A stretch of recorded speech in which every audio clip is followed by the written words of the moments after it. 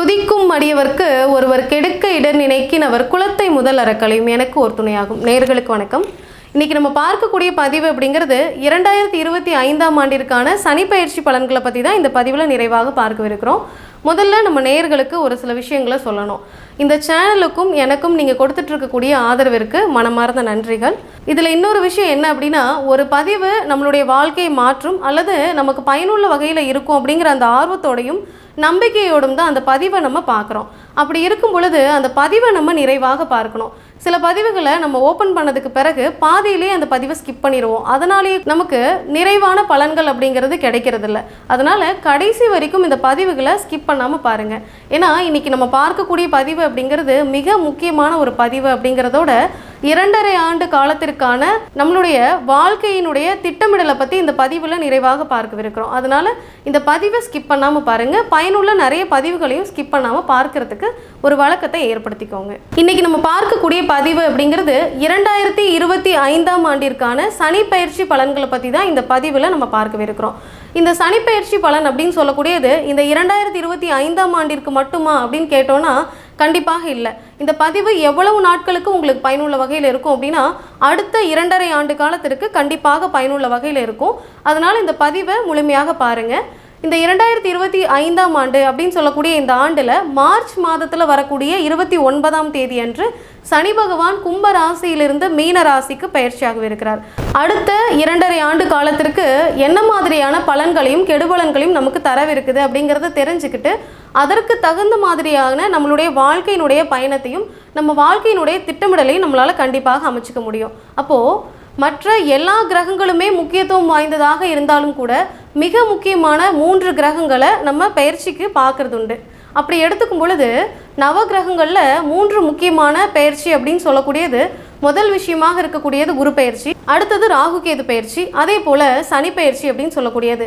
ஏன் மற்ற கிரகங்களுக்கு நம்ம முக்கியத்துவம் கொடுத்து பார்க்கறது இல்லை, இந்த 3 கிரகங்களுக்கு மட்டும் நம்ம முக்கியத்துவம் கொடுத்து பார்க்குறோம் அப்படின்னா மற்ற கிரகங்கள் நாட்கிரகங்களாகவும் அல்லது மாத கிரகங்களாகவும் இருக்குது. அப்படின்னா நாள் கணக்கில் நகரக்கூடிய கிரகங்களாகவும் மாத கணக்கில் பயிற்சி ஆகக்கூடிய கிரகங்களாகவும் இருக்கக்கூடிய கட்டாயத்தினால தான் அதை நம்ம அடிக்கடி பயிற்சியாக பார்க்கறது இல்லை. அதே போல் நீண்ட காலமாக இருக்கக்கூடிய பயிற்சிக்கு நம்ம முக்கியத்துவம் கொடுத்து பார்க்குறோம். இது நம்மளுடைய வாழ்க்கையினுடைய திட்டமிடலை அடிப்படையாக வைத்திருக்கு. அப்படிங்கிறதுனால தான் இந்த பயிற்சி காலங்களில் நம்ம முக்கியத்துவம் கொடுத்து பார்க்குறோம். அதே போல் இந்த சனி பயிற்சி ராகு கேது பயிற்சி அப்படின்னாலே ஒரு கூடுதல் பய உணர்வு அப்படிங்கிறதும் நம்மக்கிட்ட இருக்குது. இதில் சனி பகவான் அப்படின்னா கூடுதலான ஒரு பய உணர்வு அப்படிங்கிறதும் மரண பயத்தை ஏற்படுத்தக்கூடிய ஒரு உணர்வு அப்படிங்கிறதும் இருக்குது. இதெல்லாம் ஏன் இருக்குது அப்படிங்கிறத பற்றி நம்ம பார்க்கவிருக்கிறோம்.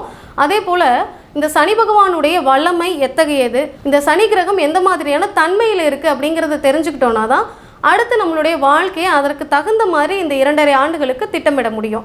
அதனால தான் இந்த கிரகத்தினுடைய தன்மையை முதல்ல பார்த்துட்டு அடுத்ததாக நம்முடைய ராசிக்கு என்ன பலன்கள் அப்படிங்கிறத நம்ம கட்டாயமாக பார்த்துடலாம். முதல்ல சனி பகவான் அப்படின்னு எடுத்துக்கும் பொழுது நவ கிரகங்கள்லேருந்து முழுமையாக வேறுபட்டு தனித்து இருக்கக்கூடிய ஒரு கிரகமாக இந்த சனி பகவான் இருக்கிறாரு.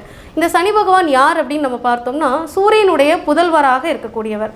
சூரிய புதல்வர்கள் அப்படின்னு சொல்லக்கூடியது யமதர்மராஜாவும் சனி பகவானும். அப்போது யமதர்மராஜா எப்படி நீதி நெறிக்கு உட்பட்டு ஆட்சி நடத்தக்கூடியவராக இருக்கிறாரோ, எந்த பாரபட்சமும் இல்லாமல் ஆட்சி நடத்துகிறாரோ, தண்டனைகளை வழங்குறாரோ, அதே போல தான் சனி பகவானும் இருப்பார். அப்படிங்கிற ஒரு காரணத்தினால தான் கூடுதல் பயம் அப்படிங்கிறதும் பய உணர்வு மரண பயம் அப்படிங்கிறதெல்லாம் நமக்கு கட்டாயமாக வந்துடுது. ஆனால் ப்ராக்டிக்கலாக நம்ம பார்த்தோம் அப்படின்னா சனி பகவானுடைய பயிற்சியில் பய உணர்வு ஏற்படணும் அப்படிங்கிற அவசியம் இல்லை.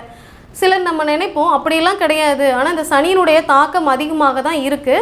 7.5 சனியினுடைய காலத்திலையோ அல்லது சனி தசை நடக்கும் பொழுது கூட சனி புத்தி நடக்கும் பொழுது கூட இந்த தசாபுத்தி காலங்கள்லையும் நமக்கு பய உணர்வு அப்படிங்கிறது அதிகமாக இருக்குது, தாக்கம் அப்படிங்கிறதும் அதிகமாக இருக்குது. இதெல்லாம் ஏன் இருக்குது? ஒரு சிலருக்கு அதனுடைய தாக்கம் ஏன் குறைவாக இருக்குது அப்படின்னா சில கேட்டகரிக்குள்ளே வரக்கூடிய பர்சன்ஸ் அப்படின்னு சொல்கிறவங்கள இந்த சனி பகவான் தொந்தரவு பண்ணுறதே இல்லை. ஏன் அவங்களையெல்லாம் தொல்லை பண்ணுறதில்லை அப்படின்னு பார்த்தோம்னா யாரெல்லாம் சனி பகவான் தொந்தரவு செய்கிறதில்ல அப்படின்னு பார்க்கும் பொழுது நீதி, நேர்மை, கடமை, கண்ணியம், கட்டுப்பாடு, தன்னுடைய தொழிலையோ வேலையோ தெய்வமாக கருதி பார்க்கக்கூடியவங்க, தெய்வத்தையே சரணாகிதி அடைந்தவங்க, முன்னோர்களுக்கு மரியாதை கொடுக்கக்கூடியவங்க, முன்னோர்களுடைய தர்ப்பணம் அப்படிங்கிறதையும் அவர்களுடைய வழிபாடு அப்படிங்கிறதையும் ரெகுலராக எடுத்துக்கிட்டு இருக்கவங்க, இல்லாதவர்களுக்கும் இயலாதவர்களுக்கும் உதவி செய்யக்கூடியவங்க, அன்னதானம் கொடுக்கக்கூடியவங்க, கடவுள் வழிபாட்டை எப்பொழுதுமே எடுத்துகிட்டு இருக்கக்கூடியவங்க, நேரம் தவறாமல் இருக்கக்கூடியவங்க, அதே போல் சுறுசுறுப்பாக இருக்கக்கூடியவங்க, இவங்களெல்லாம் இந்த சனி பகவான் தொந்தரவு பண்ணுறதே இல்லை. இந்த கேட்டகரிக்குள்ளே வரக்கூடிய பர்சன்ஸ் எல்லாருமே அவர்களுடைய வாழ்க்கையை ரொம்ப சாதாரணமாக நகர்த்திக்கிட்டு இருப்பாங்க.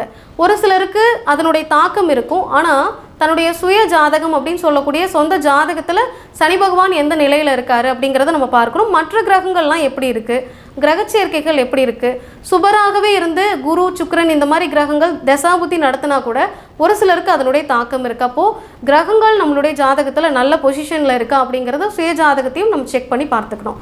இது மாதிரி ஒரு 6 மாதத்திற்கு ஒரு தடவையோ அல்லது ஒரு வருடத்திற்கு ஒரு முறையோ நம்ம அருகில் இருக்கக்கூடிய ஜாதகம் பார்க்குறவங்க கிட்ட ஜாதகம் பார்க்கலாம், அல்லது உங்களுக்கு மனசுக்கு திருப்தியாக இருக்கக்கூடியவங்க கிட்ட ஜாதகம் பார்த்து கொள்ளலாம், அல்லது நம்ம கொடுத்துருக்கக்கூடிய நம்பருக்கு அப்பாயின்மெண்ட் வாங்கிக்கிட்டு நம்ம ஜாதகம் பார்த்து தெரிஞ்சுக்கலாம். அப்போது நம்மளுடைய ஜாதகத்தை ஒரு 6 மாதத்திற்கு ஒரு முறையோ அல்லது ஒரு வருடத்திற்கு ஒரு முறையோ இந்த பயிற்சி காலங்களில் பார்த்துக்கிறது அப்படிங்கிறது மிகச்சிறப்பாக இருக்கும். இந்த கேட்டகரிக்குள்ளே வரக்கூடிய பர்சன்ஸ் எல்லாம் சனி பகவான் தொந்தரவு பண்ணுறதில்லை அப்படிங்கிறத நம்ம பார்த்தோம். மற்ற ஏதாவது சில விஷயங்கள் இருக்கா அப்படிங்கிறதையும் நம்ம பார்த்துடலாம். அதே போல் இந்த பயிற்சி காலங்களில் சனி பகவானுடைய தன்மை எப்படி இருக்குது அப்படிங்கிறத தெரிஞ்சுக்கிட்டோன்னா தான் அதற்கு தகுந்த மாதிரி நம்ம காலகட்டங்களை நகர்த்த முடியும். அப்படிங்கிறதுனால தான் முதல்ல இந்த காமனான விஷயங்களை நம்ம பார்த்துருக்குறோம். காலபுருஷ தத்துவத்தின் அடிப்படையில் 11வது ராசியாக வரக்கூடிய கும்ப ராசியினுடைய சனிப்பெயர்ச்சி பலன்களை நம்ம பார்க்க போகிறோம். இந்த கும்ப ராசிக்கு கடந்த 2.5 ஆண்டு கால சனிப்பெயர்ச்சி அப்படிங்கிறது தன்னுடைய ராசியிலேயே கும்பத்திலேயே சனி பகவான் சஞ்சரித்த ஒரு காலம் அப்படிங்கிறதுனால ஜென்ம சனியாக இருக்கக்கூடிய காலகட்டம் கடந்த 2.5 ஆண்டு. அப்போது தன்னுடைய மன உளைச்சல் அப்படிங்கிறத வெளிப்படுத்த முடியாத அளவிற்கு ஒரு நிலை அப்படிங்கிறது இருந்திருக்கும். நல்ல ஒரு ஆப்ஷன்ஸ் கிடச்சதுன்னா கூட இதில் எதை சூஸ் பண்ணுறதுன்னு தெரியலேங்கிற ஒரு ப்ரெஷர் இருந்திருக்கும். இது நல்ல திசாபுத்தி இருக்கிறவங்களுக்கு. இதே திசாபுத்தி சரியில்லாதவங்களாக இருந்து சனி பகவான் ஜென்மத்திலேயே சஞ்சரிக்கக்கூடிய ஒரு காலகட்டம் அப்படிங்கிறது நிறைய மன உளைச்சலையும் போராடக்கூடிய ஒரு மனோபாவகத்தையும் கண்டிப்பாக ஏற்படுத்தியிருக்கும். இதில் இந்த ஆண்டு சனிப்பெயர்ச்சி அப்படிங்கிறது இந்த கும்பராசிக்கு கும்பத்திலிருந்து மீனத்திற்கு பயிற்சி ஆகுது. அதாவது தன்னுடைய ராசியிலிருந்து 2ஆம் பாவகம்னு சொல்லக்கூடிய வாக்குஸ்தானத்திற்கு பயிற்சி அப்படிங்கிறது இருக்குது. அப்போது வாக்குஸ்தானத்திலிருந்து என்னென்ன பாவகங்களை சனி பகவான் பார்க்குறாரு அப்படின்னு நம்ம பார்த்தோம்னா 3, 7, 10 அப்படிங்கிறது பொதுவாக சனியினுடைய பார்வை. இப்போ சனி பகவானுடைய பார்வை 3, 7, 10 இருந்து இது கும்ப ராசிக்கு 4ஆம் இடம், 8ஆம் இடம், 11வது இடம் அப்படின்னு சொல்லக்கூடிய இந்த பாவகங்களை பார்க்குது. இந்த 4, 8, 11 அப்படிங்கிறது என்ன மாதிரியான அமைப்பு அப்படின்னு நம்ம பார்த்தோம்னா 4ஆம் பாவகம் அப்படின்னு சொல்லக்கூடியது சுகஸ்தானம். இந்த சுகஸ்தானம் அப்படின்னு சொல்லக்கூடியது என்னென்ன அமைப்புகள் இருக்குது அப்படின்னு நம்ம பார்த்தோம்னா வீடு, வண்டி வாகனங்கள், சொத்து பத்துக்களை குறிக்கக்கூடிய அமைப்பு அப்படிங்கிறது அந்த 4ஆம் பாவகம். அதே போல் தாயாரினுடைய மனோநிலை, உடல்நிலை இதெல்லாம் குறிக்கக்கூடியது இந்த 4ஆம் பாவகம் தான். அதே மாதிரி தொழிலுக்கு இன்வெஸ்ட்மெண்ட் செய்கிறது அல்லது சொத்து பத்துக்களுக்காக இன்வெஸ்ட்மெண்ட் பண்ணுறது இது மாதிரியான அமைப்புகள் எல்லாமே பார்த்தோம்னா 4ஆம் பாவகத்தை தான் குறிக்குது. அதனால தான் இந்த சுகஸ்தானம் அப்படின்னு சொல்கிறோம். இதில் சனியினுடைய பார்வை படுது. அப்போது இதில் எல்லாம் நல்ல தசாபுத்தி இருக்கிறவங்களுக்கு நல்ல ஒரு அமைப்புகளை ஏற்படுத்தி கொடுக்கும். அதே போல் சனி பகவானுடைய பார்வை அதில் படுது அப்படிங்கிறதுனால கொஞ்சம் ஸ்லோவாக மூவ் ஆகிற மாதிரி தான் அமைப்புகள் அப்படிங்கிறது இருக்கும். அதனால் சுயஜாதகத்தை கண்டிப்பாக அனலைஸ் பண்ணணும். அதே போல் 8ஆம் இடம் சொல்லக்கூடிய ஆயுள் ஸ்தானம், மறைவு ஸ்தானத்தை சனி பகவான் பார்க்கிறாரு. இந்த 8ஆம் இடம் சொல்லக்கூடிய மறைவு ஸ்தானத்தை பார்க்கும் பொழுது திடீர் யோகம் அப்படிங்கிறது உண்டு. நல்ல தசாபுத்தி இருக்கிறவங்களுக்கு திடீர் யோகத்தை ஏற்படுத்தும் அப்படிங்கிறது கண்டிப்பாக உண்டு. நல்ல உழைப்பு அப்படிங்கிறது இதுக்கு முன்னாடி காலகட்டத்தில் செய்தவங்களுக்கும் கூட நல்ல திடீர் யோகத்தை கண்டிப்பாக ஏற்படுத்துவார். ஆனால் அதே போல் தசாபுத்தி சரியில்லாதவங்களுக்கு இந்த சனியுடைய பார்வை 8ஆம் இடத்துல படுது அப்படிங்கிறதுனால உடல்நல குறைவு, லாங் டைமாக கடனை கட்டிகிட்டு இருக்க மாதிரியான ஒரு சூழ்நிலை இருக்கிறவங்களுக்கு மறுபடியும் லாங் டைம் கமிட்மெண்ட்ஸை ஏற்படுத்துறது, தீராத கடன், தீராத நோய், வம்பு வழக்குகளை ஏற்படுத்தக்கூடிய ஒரு அமைப்பு அப்படிங்கிறதெல்லாம் உண்டு. அதனால் இந்த 8ஆம் இடத்தை சனி பார்க்கும் பொழுது பொறுமை அப்படிங்கிறது ரொம்பவே அவசியம். அதே போல் பேராசை அப்படிங்கிறதே இந்த காலகட்டத்தில் படக்கூடாது. ஏன்னா சனி பகவானுடைய பார்வை 8ஆம் இடத்துல படும் பொழுது உழைப்பு அப்படிங்கிறதுக்கு தான் முக்கியத்துவம் அதிகமாக கொடுக்கணும். இந்த காலகட்டத்தில் பேராசைப்பட்டு இன்வெஸ்ட்மெண்ட் ஏதாவது செய்தோம் அப்படின்னா கண்டிப்பாக அதில் பாதிப்பு அப்படிங்கிறது கூடுதலாகவே இருக்கும். அதை கண்டிப்பாக தெரிஞ்சுக்கணும். ஏன்னா இந்த 8ஆம் இடத்துல சனி பகவானுடைய பார்வை படுது அப்படிங்கிறதுனால கண்டிப்பாக கூடுதல் கவனம் அப்படிங்கிறது இருக்கணும். அதே போல் 11வது இடம் அப்படின்னு சொல்லக்கூடிய லாபஸ்தானத்தில் சனி பகவானுடைய பார்வைப்படுது. அப்போது லாபமே இதற்கு முன்னாடி இல்லை அப்படின்னு சொல்லக்கூடியவங்க கண்டிப்பாக உழைப்புக்கு ஏற்ற மாதிரி ஒரு வருமானத்தையும் ஒரு லாபத்தையும் அடையக்கூடிய ஒரு சூழ்நிலையாக இந்த காலகட்டம் அப்படிங்கிறது உண்டு. இதில் நல்ல தசாபுத்தி இருக்கிறவங்களுக்கும் அதனுடைய தொழில் காரகத்துவங்களை செய்துட்டு இருக்கிறவங்களுக்கும் நல்ல ஒரு முன்னேற்றம், லாபம் அப்படிங்கிறது உண்டு.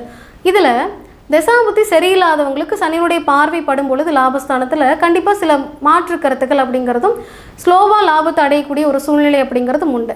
அதனால் தன்னுடைய சுய ஜாதகத்தில் இருக்கக்கூடிய தசாபுத்தி என்ன அப்படிங்கிறத பார்த்துக்கணும். ஏன்னா கடந்த 2.5 ஆண்டு அப்படிங்கிறது ஜென்மசனி. அப்போ இப்போ வாக்குஸ்தானத்திற்கு பயிற்சி ஆகுது அப்படிங்கிறதுனால யாருக்கும் அவ்வளோ சீக்கிரம் வாக்குறுதி கொடுத்துடவே கூடாது. அப்படி இல்லைன்னா அந்த வாக்குறுதியை நிறைவேற்ற முடியாத ஒரு சூழ்நிலையில் இந்த காலகட்டத்தில் நமக்கு ஏற்பட்டுரும். அதனால் குடும்பத்தில் இருக்கக்கூடியவங்க, நண்பர்கள் அல்லது தொழில் ரீதியாக இருக்கக்கூடிய ஒரு இடம், இது மாதிரி எதுவாக இருந்தாலும் ஜாமீன் கையெழுத்து போடுறது, உறவு நிலையில் கூட வாக்குறுதி கொடுக்கறது, இதெல்லாம் கொஞ்சம் கவனமாக தான் இருக்கணும். பேச்சுவார்த்தைகளில் கவனம் அப்படிங்கிறது கண்டிப்பாக இந்த கும்பராசினருக்கு இருக்கணும். கடந்த 2.5 ஆண்டு காலம் அப்படிங்கிறது ஜென்ம சனியாக இருக்கக்கூடிய காலகட்டம் அப்படிங்கிறதுனால நிறைய பேர் இடப்பெயர்ச்சி அப்படிங்கிறது ஆயிருப்பீங்க. பூர்வீகத்திலேருந்து இடப்பெயர்ச்சி ஆயிருக்கலாம், அல்லது மனசுக்கு பிடிக்காமலே கூட தொழிலுக்காக, வேலை வாய்ப்புக்காக இடப்பெயர்ச்சி அப்படிங்கிறது நடந்திருக்கலாம். அவர்களுக்கெல்லாம் இந்த ஆண்டு அப்படிங்கிறது ஒரு நல்ல ஒரு மாற்று கருத்தாக இருக்கக்கூடிய சூழ்நிலை அப்படிங்கிறது உண்டு. இந்த லாபஸ்தானத்தை சனி பார்க்கும் பொழுது உழைப்பு எந்த அளவுக்கு நம்ம செய்கிறோமோ அந்த அளவுக்கு ஊதியம் அப்படிங்கிறதும் லாபம் அப்படிங்கிறதும் கண்டிப்பாக கிடைக்கும். இந்த அடுத்த 2.5 ஆண்டு காலத்தை கண்டிப்பாக நீங்கள் பயன்படுத்திக்கணும். அப்போது கும்பராசிக்கு தன்னுடைய ஜென்ம சனியாக இருந்தது 2ஆம் இடத்திற்கு பயிற்சி ஆகுது. அந்த 2ஆம் இடத்திலிருந்து 3, 7, 10 பார்வையாக 4, 8, 11 பார்க்குது. இந்த பாவங்கள்லாம் என்ன மாதிரியான அமைப்பு அப்படிங்கிறத நம்ம பார்த்தோம்.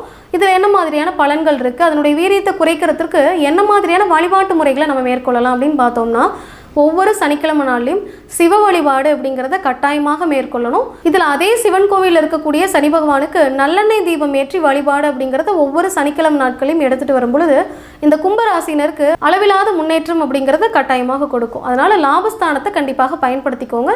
இந்த வழிபாடை அதிகமாக செய்துக்கிட்டு வாங்க. இந்த பதிவு அப்படிங்கிறது கண்டிப்பாக உங்களுக்கு பயனுள்ள வகையில் இருந்திருக்கும் அப்படின்னு நம்புகிறேன். இந்த பதிவை உங்களுடைய நண்பர்களோடும் உற்றார் உறவினர்களோடும் பகிர்ந்து கொள்ளுங்கள். உங்களுடைய சப்போர்ட் எங்களுக்கு தேவை அப்படிங்கிறதுனால இந்த சேனலை சப்ஸ்கிரைப் பண்ணிக்கோங்க. ஆன்மீகமும் தர்ம சிந்தனையுமே அவருடைய வாழ்க்கை பாதையை கட்டாயமாக மாற்றும். நன்றி.